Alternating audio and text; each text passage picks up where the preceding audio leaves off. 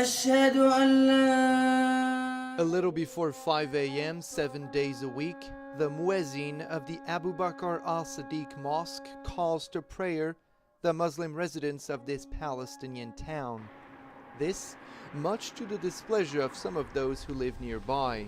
On the opposite hill, at the Betar elite settlement, Haggai Rothstein is amongst those who are increasingly complaining about being woken up against their will. The muezzin from the mosque, it's almost 5 o'clock, and he's calling for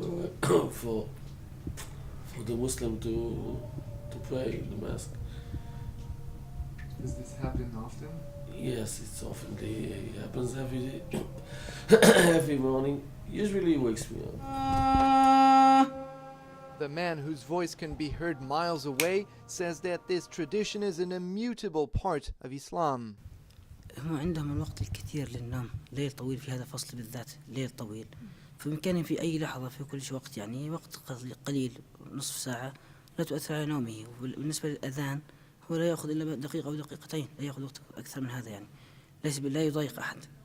Following complaints from Jewish settlers concerning the loudness of some of the Palestinian mosques, Israeli authorities say they're looking into ways of dealing with the issue. However, local Muslim worshippers warn that any move to ban or diminish the volume of the calls to prayer would only beget violence. 100% بصير انتفاضة من جديد. الختيار قبل الشاب بيطلع يضرب بحجار، يعني بصير يعني أكثر من الانتفاضة اللي كانت أول، لأن الختيرية السن الكبيرة اللي زيي بيطلع قبل الشباب، بصير فتنة كبيرة. The Palestinian Authority's Minister for Religious Affairs says that if the settlers are unhappy, they should leave the land which they are illegally occupying. In any case, he denies having any contact with the Israelis over this issue. هذا شأن ديني خالص، وهو شأن إسلامي.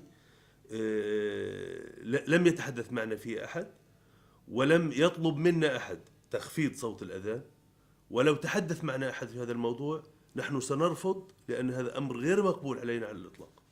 The Israeli civil administration, which operates in the West Bank, insists that it is in fact talking to Palestinian officials about some sort of compromise around this issue.